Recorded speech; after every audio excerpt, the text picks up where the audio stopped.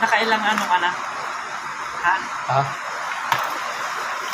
Nakailang views ka na? Naka-million ka na? Ha? Sa kalukuhan. Sa kalukuhan, may million na? Laging violation naman. Saan sa kalukuhan, may violation ka ba yun?